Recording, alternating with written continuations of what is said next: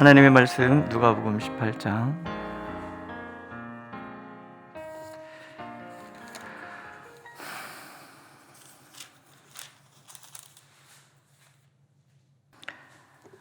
(31절에서부터) (43절까지) 말씀입니다. 한 목소리로 읽겠습니다. 31절. 예수께서 12 제자를 내리시고 이르시되 보라, 우리가 예루살렘으로 올라가노니 선지자들을 통하여 기록된 모든 것이 인자에게 응하리라. 인자가 이방인들에게 넘겨져 희롱을 당하고 능욕을 당하고 침뱉음을 당하겠으며 그들은 채찍질하고 그를 죽일 것이나 그는 3일 만에 살아나리라 하시되 제자들이 이것을 하나도 깨닫지 못하였으니 그 말씀이 감추었으므로 그들이 그 이르신 바를 알지 못하였더라. 여리고에 가까이 가셨을 때에 한 맹인이 길가에 앉아 구걸하다가 무리가 지나감을 듣고 이 무슨 일이냐고 물은 뒤 그들이 나사렛 예수께서 지나가신다 하니 맹인이 외쳐 이르되 다윗의 자손 예수여 나를 불쌍히 여기소서 하거늘 앞서가는 자들이 그를 꾸짖어 잠잠하라 하되 그가 더 크게 소리질러 다윗의 자손이여 나를 불쌍히 여기소서 하는지라.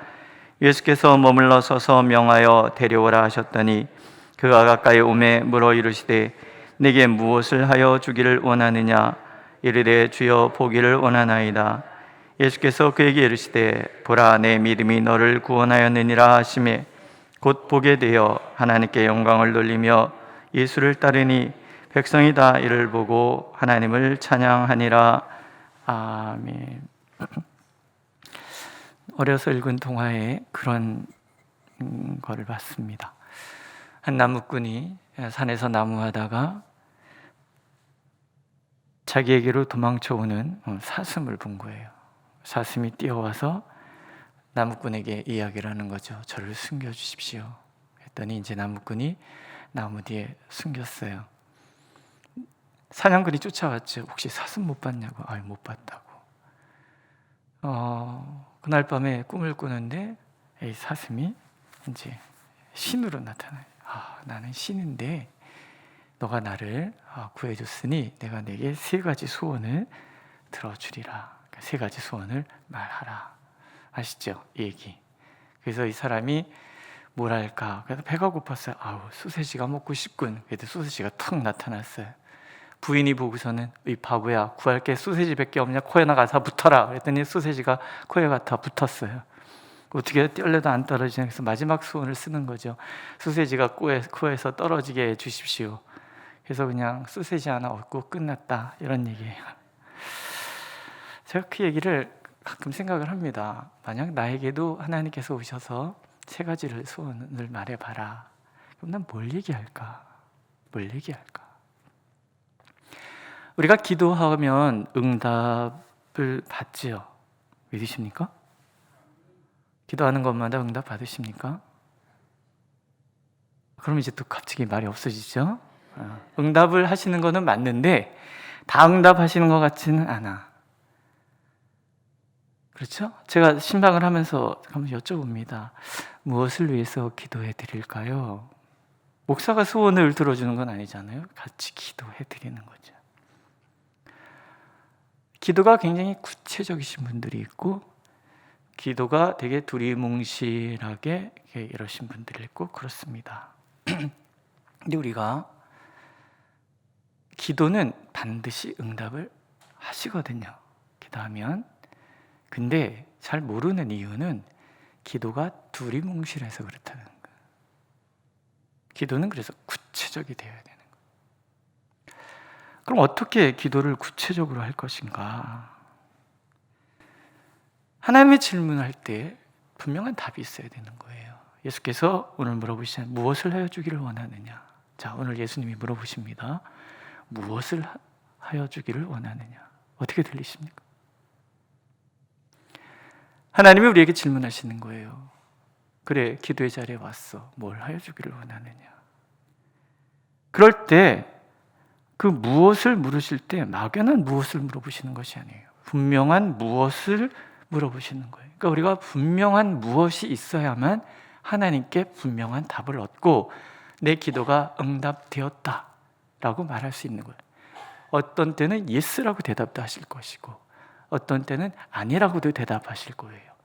예스라고 대답하실 때는 감사하면 되고 아니라고 대답하실 때는 아닌 것에 대해서 감사하면 되는 거예요. 그렇지 않습니까? 예스는 대답이고 아니요라는 대답이 아니라고 생각하신다 그러면 그건 우리가 기도의 자세가 틀린 거죠. 그래서 기도에 대해서 분명히 응답을 받으려면 영적 안목이 있어야 되는 거예요. 하나님이 누구신지를 볼 수 있는 마음이죠. 오늘 여리고에 가까이 갔을 때 한 눈 못 보는 사람이 길가에 앉아서 구걸하고 있었어요. 이 사람이 누구냐고 물어봤더니 예수께서 지나가신다 말해주는 거예요. 사람들이. 그랬더니 이 사람이 소리를 지릅니다. 다윗의 자손 예수여. 우리 이 34절 보세요. 이런 말이 나왔죠. 제자들이 이것을 하나도 깨닫지 못하였으니 그 말씀이 감추었으므로 그들이 그 이루신 바를 알지 못하였더라. 알지 못하였더라. 이게 뭐예요? 영적 안목이 없다는 얘기예요. 18장 전체 결론이 지금 이 안 못 보는 사람에 대한 이야기인 거예요. 그럼 앞에서 어떤 사람들이 영적 안목이 없는 사람들이에요? 낙심하는 사람, 영적 안목이 없는 사람이에요. 두 번째는 바리새인 같은 사람들, 자신이 의롭다고 생각하는 사람들, 이 사람들도 영적 안목이 없는 사람이에요. 그 마음에 어린아이같이 순수한 마음이 없는 사람들, 그 사람 또한 영적 안목이 없는 사람들이에요. 이 부자 관리, 내 모든 걸 다 버리고 하나님을 얻는 것이 내가 가지고 있는 것을 움켜쥐고 있는 것보다 훨씬 크다는 것을 모르기 때문에 근심하며 떠나가잖아요. 이 사람 또한 영적 안목이 없는 사람들이에요. 예수 그리스도의 십자가의 길을 알지도 못하고 묻는 것을 두려워하는 이 제자들 또한 영적 안목이 없는 거예요. 그러니까 기도는 영적 안목이 있어요. 근데 이 안목 보는 이 사람은 영적 안목이 있는 거예요. 예수를 뭐라고 하냐면 다윗의 자손 예수여라고 부르는 거예요. 다윗의 자손이라는 것은 메시아에 대한 다른 호칭이거든요. 앞은 보지 못하는데 영적으로 깨어 있어서 예수가 누군지를 알아요. 다윗의 자손, 하나님께서 오랫동안 선지자들을 통하여 보여주신 그분, 선지자들을 통하여 기록된 모든 것이 인자에게 응하리라. 이게 뭐예요? 나는 메시아다라는 거예요. 나는 그리스도라는 거예요. 아시죠? 메시아는 히브리 말이고 그리스도는 헬라어고 한자어로는 기독이라고 쓴다는 거 아시죠? 나는 메시아다. 인자는 선지자들이 예언한 그것을 이루기 위하여 간다. 제자들은 몰라요. 아무도 몰라. 근데 이 안 못 보는 이 소경은 알고 있는 거예요. 다윗의 자손이요, 우리의 메시아요. 메시아. 우리 죄악의 모든 저주에서 구원할 메시아. 인간의 모든 연약함에서 우리를 건져줄 메시아. 온 몸으로 온 마음으로 알고 있는 사람. 다 모르는데 이 사람은 알고 있는 거예요. 영적 안목은 믿음에서 오는 거예요. 여러분들 지금 정경화 목사 말을 듣고 계십니까? 하나님의 음성을 정경화 목사 이야기에서 찾아내고 계십니까? 목사님 지금 왜 저런 얘기를 하지? 그 얘기는 지금 틀린 얘기예요. 정 목사를 통해서 하나님 지금 나에게 무엇을 말씀하고 계시지? 이렇게 해야 영적 안목인 거예요. 정 목사 얘기를 한다 그러면 저게 지금 무슨 의도가 있지 이렇게 더 들리겠습니까? 그냥 하나님의 음성을 듣는 거예요. 그게 영적 안목인 거예요. 말씀을 읽으면서 주여 말씀하옵소서 제가 듣겠나이다. 그럴 때 성경 말씀 하나하나가 문자가 아니라 살아계신 하나님의 음성으로 내게 들려오지 않겠습니까? 영적 안목을 갖고 예수께서 메시아인 걸 알기 때문에 이 사람의 기도에는 힘이 있었던 거죠. 두 번째, 분명한 소원이 있어야 되는 거예요. 예수께서 물으십니다. 네게 무엇을 내어주기를 원하느냐? 이 사람이 답을 하죠. 주여, 보기를 원하나이다. 이 사람은 가지고 있는 거예요. 분명한 기도 제목이 그 삶 속에는 보기를 원합니다. 캄캄한 이 세상, 보기를 원합니다. 갈 바를 알지 못하는데 보기를 원합니다. 헷갈리는 모든 환경에서 밝히 보기를 원합니다. 누군가의 손에 끌려서 그저 정신없이 끌려다니는 삶이 아니라 내가 보고 내가 직접 결정해서 따라가는 삶을 살기를 원합니다. 이게 영적 안목에서 나온 분명한 기도 제목인 거예요. 우리는 하나님 앞에 그걸 기도하는 거죠. 주여, 보기를 원합니다. 보여주십시오. 이건가 저건가 암중무색이 아니라 분명한 하나님의 뜻 보여주십시오. 그 길을 향하여 나가겠습니다. 이 사람은 그런 제목을 가지고 있는 거예요. 기도 제목은요, 문제의 핵심을 분명히 알 때 구할 수 있는 거예요. 막연한 문제의 핵심이 뭔지를 모르면 기도는 자꾸 막연해져요. 그러나 주여, 보기를 원합니다. 분명한 우리 기도의 목표, 이 기도 끝에 무엇이 있는지를 볼 수 있는 그런 마음을 가질 때, 이건 성찰을 통해서 오는 거거든요. 내게 무엇이 필요한지. 눈에 보이는 현실이 필요한 게 아니잖아요. 내게 무엇이 필요한지를, 그 근본을 정확하게 할 때 우리의 기도는 정확해지고 하나님은 정확하게 응답을 해주시는 거죠. 세 번째는 간절함이에요. 간절함이 있을 때 기도는 구체적이 됩니다. 앞서가던 사람들이 막 꾸짖어 잠잠하라 합니다. 그랬더니 그가 더 크게 소리를 질렀다. 잠잠하라, 장애가 있는 거죠. 기도에도 언제나 장애가 있지 않습니까?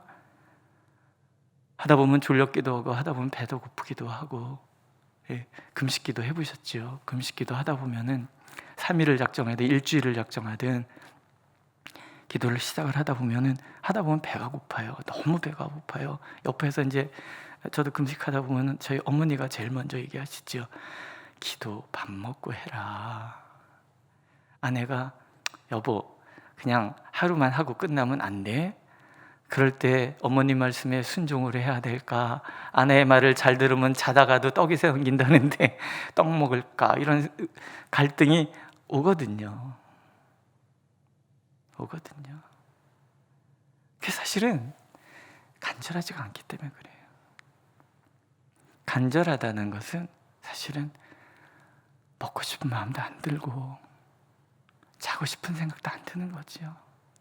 그게 간절함인 거예요. 그래서 누가 그러잖아요. 간절히 기도한다는 거는 간이 저리도록 기도한다는 거라고. 그런데요, 간절한 마음이 기도를 구체적이 되게 하고 응답받는 기도가 되게 한다는 거예요. 꾸짖었어요. 그런데 크게 소리를, 이거는 계속 소리를 질렀다는 거예요. 이 사람이 다윗의 자손 예수여, 나를 불쌍히 여기소서, 그러고 가만히 있는 게 아니라는 거예요. 사람들이 조용히 이 거지 새끼야 막 그렇게 막 소리를 지를 거 아니에요. 그랬더니 그럴 때마다 다 소리를 질러서 다윗의 자손이여 나를 불쌍히, 얼마나 소리를 질렀으면 그 많은 사람이 따라오는데 예수님이 가다가 그 소리를 들었겠냐는 얘기죠. 강력한 기도. 우리 가끔 농담으로 눈에 뵈는 게 없다 그러잖아요. 지금 이 사람이 딱 눈에 뵈는 게 없잖아요. 눈에 뵈는 게 없으니까 이렇게 소리를 지르는데, 기도는 눈에 뵈는 게 없을 만큼의 간절함이 필요하다는 거예요. 신앙에는요, 언제나 장애가 있어요. 체면이라는 장애, 의심이라는 장애, 낙심이라는 장애, 열등감이라는 장애, 연약함, 조롱, 핍박, 두려움 등등등. 그러나 간절함만이 장애를 뛰어넘는 거죠. 간절함만이 모든 방해를 이겨내는 거죠. 예수님은 우리가 장애에 걸려 넘어지는 것이 아니라 뛰어넘어 기도하기를 원하시는 거예요. 더욱 소리를 질러, 더욱 간절하게. 네 번째는 기도는 단순해야 되는 거예요. 나를 불쌍히 여기소서, 주여 보기를 원합니다. 딱 두 마디밖에 아니에요. 미사여구 섞은 아주 장구한 기도가 우리 멋진 기도라고 생각하죠? 아니에요. 핵심을 담은 한마디의 기도가 중요한 거죠. 나를 불쌍히 여기소서, 보기를 원합니다. 주님 앞에 한없이 낮아진 사람의 표현이라는 것을, 모든 것을 주님께서 아신다는 것, 주님께서 모든 것을 행하실 수 있다는 것, 주님께서는 기도를 들으신다는 것을 알 때 우리의 기도는 간단해지는 거예요. 뭐 이런저런 얘기 할 필요 없어. 한마디, 주여 저를 불쌍히 여기소서. 그 안에 모든 게 다 담겨져요. 자녀에 대한 기도도 담겨져 있고, 교회를 위한 기도도 담겨져 있고, 내 삶의 자리에 일어나는 이런저런 문제에 대한 것도 다 담겨져. 하나님이 나를 불쌍히 여겨주시면 그분이 가장 좋은 것으로, 가장 선한 것으로, 사랑하는 마음으로 우리를 위하여 당신이 친히 행하실 거예요. 간단하게 기도. 주여 나를 불쌍히 여기소서. 역대서를 보면 이런 약속의 말씀을 주시잖아요. 너희가 내게 부르짖으면 내게 와서 기도하니 여호와의 눈은 온 땅을 두루 감찰하사 전심으로 자기에게 향하는 자들을 위하여 능력을 베푸시나니. 예레미야 선지자를 통해서 너희가 내게 부르짖으며 내게 와서 기도하면 내가 너희들의 기도를 들을 것이요 너희가 온 마음으로 나를 구하면 나를 찾을 것이요 나를 만나리라. 예수께서도 행동하시잖아요. 머물러 서서 저를 부르라 하시니. 우리가 주님을 간절하게 부르면 하나님은 반드시 멈추시고 돌아보시고 불러주시는 거예요. 머물러 서서 보시고 데리고 와라. 저희 어머님이 가끔 그런 얘기 하세요. 울어라. 많이 울어라. 엄마는 하나님 앞에 울었어. 울면 다 되더라. 많이 울어라. 많이 울어라. 우리의 눈물을 하나님이 외면하시는 법은 없어요. 간절하게 나의 문제의 핵심을 알고 하나님 앞에 부르짖어서 울면, 부르짖으면 하나님은 가선길 멈춰 서셔서 우리를 바라보시고 질문하시는 거예요. 무엇을 하여 주기를 원하느냐? 오늘도 우리의 기도를 하나님은 듣기를 원하십니다. 가던 길 멈춰서서 우리를 돌아보시고 우리의 눈을 지그시 바라보시면서 질문하실 거예요. 무엇을 하여 주기를 원하느냐? 무엇을 하여 주기를 원하느냐? 거기에 대해서 기도하시고 응답받고 이 자리를 분명하게 일어서시는 저 여러분들이 되시기를 하나님은 원하고 계십니다. 기도하겠습니다. 하나님, 우리를 불쌍히 여겨 주옵소서. 우리가 전심으로 주님을 찾으면 만나리라 말씀하셨습니다. 오늘도 우리가 주님께 기도하오니 들으시옵소서. 우리 자신을 위한 기도, 우리 교회를 위한 기도, 나라와 민족을 위한 기도, 우리 자녀들을 위한 기도, 하나님 들으시고 응답하여 주시옵소서. 예수님의 이름으로 기도드렸습니다. 아멘. 하늘에 계신 우리 아버지, 아버지의 이름을 거룩하게 하시며 아버지의 나라가 오게 하시며 아버지의 뜻이 하늘에서와 같이 땅에서도 이루어지게 하소서. 오늘 우리에게 일용할 양식을 주시고 우리가 우리에게 잘못한 사람을 용서해 준 것 같이 우리 죄를 용서하여 주시고 우리를 시험에 빠지지 않게 하시고 악에서 구하소서. 나라와 권능과 영광이 영원히 아버지의 것입니다. 아멘.